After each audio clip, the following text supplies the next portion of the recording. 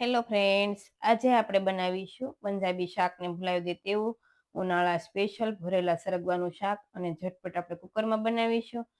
આ શાક એકદમ ટેસ્ટી અને સરળ રીતે બનીને તૈયાર પણ થઈ જશે અને ઉનાળામાં તમે રસ રોટલી સાથે પણ ખાઈ શકો એવું ટેસ્ટી એવું બને છે. તો ચાલો બનાવવાનું શરૂ કરીએ. તો તેના માટે ખાંડણીમાં 2 સ્પૂન જેટલા સિંગના દાણાને આપણે દરદરા વાટી લઈશું. સાથે અડધા વાટકા જેટલા પાપડી ગાંઠિયા લીધા છે. જો તમારામાં સેવ કે ગાંઠિયા એડ કરવા હોય તો પણ કરી શકાય.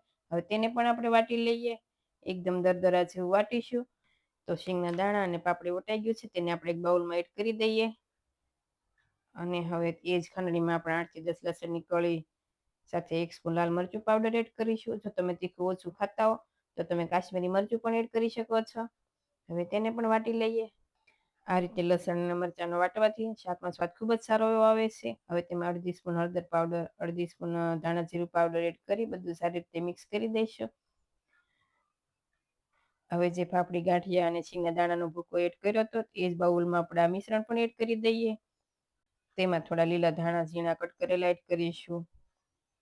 સાથે 1 સ્પૂન તલ એડ કરીશું. આ શાકમાં તલનો સ્વાદ ખૂબ જ સારો એવો આવે છે. હવે સ્વાદ પ્રમાણે નમક, સાથે અડધા લીંબુનો રસ અને થોડો ગોળ એડ કરીશું. જો તમારે શુગર એડ કરવી હોય તો પણ કરી શકાય. હવે 1 સ્પૂન જેટલું તેલ એડ કરી બધા મિશ્રણને સારી રીતે મિક્સ કરીશું. આ શાક ખૂબ જ ટેસ્ટી એવું બને છે. જો તમે એકવાર બનાવશો તો આ જ રીતે તમે વારંવાર બનાવશો એટલું ટેસ્ટી એવું બને છે. તો હવે સરગવામાં ભરવાનું સ્ટફિંગ પણ તૈયાર છે. તો અહીં અમે 200 ગ્રામ જેટલો સરગવો લીધો છે. સરગવાને સારા પાણી ધોઈ તેને ઉપર નીચેથી કટ કરી એક સરખા આપણે આ રીતે ટુકડા કરી લઈશું. તો અહીંયા તમે સરગવો પસંદ કરો એ થોડો જાડો એવો લેવાનો, તો આપણને સરગવો છે એ સ્ટફ કરતા ફાવે. અને આ રીતે બધા જ ટુકડા કરી લેવાના. તો હવે આ રીતે બધા જ ટુકડા થઈ ગયા છે અને સરગવાને આપણે વચ્ચેથી કટ કરીશું, સાવ કટ નહીં કરીએ. અને જો સરગવાના બીયા એકદમ હાર્ડ હોય તો તમારે અલગ કરી દેવાના, નહીતર કરવાની જરૂર નહીં પડે. અને અત્યારે આ સિઝનમાં એકદમ સરગવો કુમળો એવો જ આવે છે એટલે બીયા કાઢવાની જરૂર પણ નહીં પડે. તો હવે સરગવાને આ રીતે વચ્ચેથી કટ કરી લીધો છે. જો વધારે કટ નહીં કરીએ ને તેના 2 ભાગ થઈ જશે. હવે આ રીતે થોડો થોડો સ્ટફિંગ પ્રેસ કરીને ભરીશું અને આ જ રીતે આપણે બધી શીંગ ભરી લેવાની છે. તો આ જ રીતે બધી સરગવાની શીંગ ભરીને તૈયાર કરી લઈશું. તો આ રીતે એકદમ હળવા હાથે અને સિમ્પલ રીતે, વધારે પ્રેસ કરીને નહીં ભરીએ. જો આપણે વધારે પ્રેસ કરીને ભરીશું તો શીંગ છે તેના 2 ભાગ થઈ જશે. તો આ જ રીતે બધી શીંગ ભરાઈ ગઈ છે, તમે જોઈ શકો છો. અને હવે સ્ટફિંગ ભરાતા જે મસાલો વધ્યો છે તે આપણે શાક વઘાર કરતી વખતે ઉપર થોડો એડ કરી દઈશું એટલે તેની ગ્રેવી સારી એવી બનશે. સાથે મેં ગ્રેવી માટે 2 ટમેટા લીધા છે, તેને હું ક્રશ કરી લઉં છું. હવે આપણે તેનો વઘાર કરી લઈએ. તો પ્રેશર કુકરમાં 2 સ્પૂન તેલ એડ કરી, જો તેલ તમારે ઓછું વધુ એડ કરવું હોય તો પણ કરી શકાય. હવે તેલ ગરમ થાય એટલે તેમાં અડધી સ્પૂન રાઈ થોડી તતડવા લાગે એટલે તેમાં 1 પિંચ જેટલી હિંગ એડ કરીશું. સાથે 2 ટમેટાને ક્રશ કરેલા છે તે એડ કરી દઈએ અને 2 થી 3 મિનિટ જેવા સાતળશું એટલે તેલ થોડુંક અલગ દેખાવા લાગે એટલે તેમાં હળદર પાવડર, લાલ મરચું પાવડર, ધાણા જીરું પાવડર અને સ્વાદ પ્રમાણે નમક એડ કરીશું.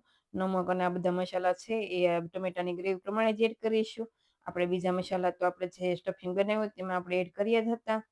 હવે 1 મિનિટ જેવું થવા દઈ. મસાલા સારા એવા મિક્સ થઈ જાય ગ્રેવીમાં એટલે તેમાં સ્ટફ કરેલી સરગવાની શીંગ છે તે એડ કરીશું અને આ રીતે બધી શીંગ ગોઠવી એકદમ હળવા હાથે ચલાવીશું અને 2 થી 3 મિનિટ જેવું સાતળવા દઈશું. હવે આપણે મસાલો વધ્યો હતો સ્ટફ કરતા તે પણ એડ કરી દઈએ. આ રીતે એડ કરવાથી શાકમાં ખૂબ જ સારી એવી ગ્રેવી બને છે. અને જો તમારે વધારે ગ્રેવીવાળું શાક બનાવવું હોય તો પાપડી ગાંઠિયા અને શીંગના દાણા છે તે થોડા વધારે એડ કરી દેવાના એટલે થોડી વધારે ગ્રેવી બનશે. હવે ફરી 2 થી 3 મિનિટ જેવું સાતળી તેમાં આપણે જરૂર પ્રમાણે પાણી એડ કરીશું. અત્યારે હું અડધો કપ પાણી એડ કરી રહી છું, પણ જો તમારે વધારે રસો રાખવો હોય તો તમે થોડું વધારે પાણી પણ એડ કરી શકો છો. હવે પ્રેશર કુકરનું ઢાંકણ બંધ કરી ગેસની ફ્લેમ મીડિયમ રાખી 2 વિસલ થવા દઈશું એટલે સરગવો છે એ સારો કૂક થઈ જશે. પણ જો સરગવો વધારે હાર્ડ હોય તો 1 વિસલ વધારે પણ થવા દેવી પડે. હવે પ્રેશર કુકર ઠંડુ પણ થઈ ગયું છે તો આપણે ચેક કરી લઈએ. તો તમે જોઈ શકો છો એકદમ સરસ એવું શાક બનીને તૈયાર છે. તો આપણે તેને ગરમા ગરમ સર્વ કરીશું. આ શાક તમે રોટલા, રોટલી, ભાખરી કે પૂરી સાથે પણ સર્વ કરી શકો છો. અને જોતા જ ખાવાનું મન થઈ જાય તેવું એકદમ ટેસ્ટી એવું શાક બનીને તૈયાર છે. તો તમને આ રેસીપી કેવી લાગી તે મને કમેન્ટમાં કહેજો અને વધારેમાં વધારે શેર કરજો અને જો રેસીપીઓ ગમતી હોય તો વિડીયોને લાઇક કરજો, શેર કરજો અને મારી ચેનલને સબસ્ક્રાઈબ કરજો. Thank you for watching.